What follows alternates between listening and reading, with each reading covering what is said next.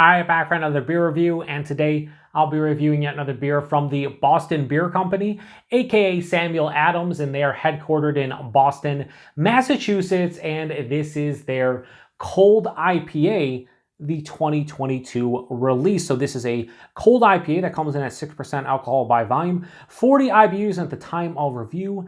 This bottle is approximately 5 weeks old. So I picked up this year's Cheers to Beers variety pack, formerly known as a bunch of different things. I loved it when it was called Winter Classics. But I picked it up this year, and I'm going to be reviewing 4 of the 6 beers in the variety pack. The 2 I won't be reviewing is their Boston Lager and their Old Fezziwig Ale, both of which I have already reviewed. But I will be reviewing this beer along with their Black Lager, their Holiday White Ale, which, believe it or not, I haven't reviewed, and their Winter Lager, which I have reviewed. But since I last reviewed it, they changed the recipe, so I was like, let's re-review it because it's a changed recipe. Anyway, this is interesting because it's Samuel Adams releasing a cold IPA. Cold IPA, been a relatively new style over the last year and a half. Basically, it's a IPA that's kind of fermented at lager temperatures, but typically with an ale yeast or like a lager and ale yeast hybrid. But yeah, so this is not straight like a straight IPL, even though I like to mock it and say it's totally an IPL, right? But anyway, this beer, they specifically say on the back, it was inspired by our Boston Winters. Cold IPAs fermented at colder temperatures for a fresh spin on the style. This beer has a balanced bitterness with a bold burst of IPA hops when winter hits. Raise a cold one. So a couple good friends of mine and fellow beer tubers, Dan and Mike over at FLX Beer Reviews, have already reviewed this. I think they were one of the first to review it on YouTube. And in the review, Dan was like, I think this is brewed with Nelson Sauvin hops and another hop, and I forgot. Joe's going to be mad at me. Dan, I don't actually know the hops in this. Why? Because when I looked on their website, they actually had a actual page for this, and it did list the hops. I don't remember them, but now I can't find it. It doesn't show it on their website, so I'm just going to say it has Nelson Sauvin and something else just like you did because I have no idea. I guess it's going to be kind of like a mystery as far as the hops go. Anyway, we're going to pour it into the perfect pint glass here and see how this one tastes. So, I'm expecting kind of like, a refreshing IPA. And some people will be like, that's not possible. But, I've had some refreshing IPAs in my time, and that's what I'm kind of looking for here. So, yeah, that looks like a fizzy yellow beer, maybe a little bit darker, not straight like, golden straw color, maybe a little bit of like an orange hue in it, but definitely super clear filtered. Had about a finger, and now it has dissipated to about a half finger of an off-white, soap sudsy looking head, a lot of carbonation. This does have the etching because it is the perfect pint glass. Let's get a nose.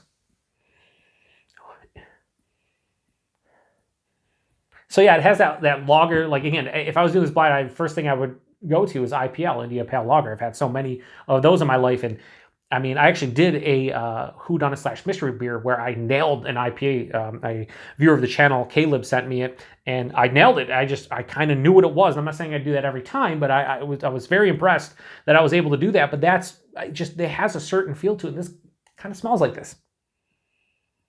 Yeah, it has like a bready kind of crackery kind of malt character, a little bit of graininess. But then the hops are definitely different here. If it is Nelson, I'm not getting necessarily like a white grape, but I'm getting like a white fruit, like maybe like a pear.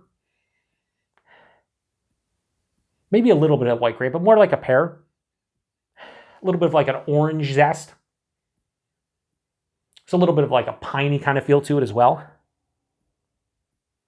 What did they say on the label? It's very generic, right? Crisp and hoppy. Yeah, crisp and hoppy. It has a little bit of like a touch of a sweeter kind of nose to it. Like a sweet orange peel.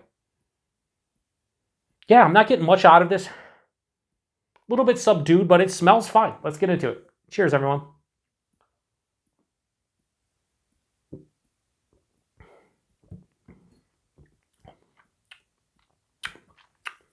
Damn solid.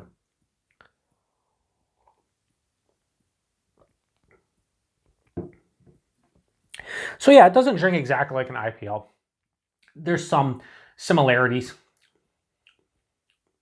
I like it's very drinkable, and I think personally, this might be like a nice introduction or introductory beer for somebody who's trying to maybe get into IPAs, I think this would be a kind of a nice beer for them to try.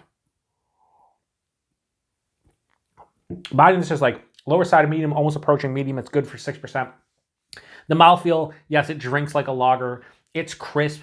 It has a relatively clean overall feeling to the beer. Super refreshing. Definitely crushable beer. So the mouthfeel is definitely in the realm of a lager, despite not being a straight-on lager. The taste, though, again, it's like the nose. It's subdued. It's not all that complex, but it's nice. It has a big orange tangerine kind of presence. A little bit of juiciness. There's a zesty, pithy kind of feel right at the forefront. Again, orange tangerine passes through. That if Nelson is in here, that Nelson influence is giving me like a pear into like a very slight white grape kind of character. Would I say that if again, I don't even know there's Nelson. I'll believe what Dan said. I wish I was able to go to the page and know, but I guess it makes it more fun. Maybe not straight on white grape, but more maybe like a tannic grape skin. Because after that pear and a little bit of white grape, it turns into this like tannic kind of dryness. Has like a semi to full on dry feeling. Not very bitter. This is like mildly bitter.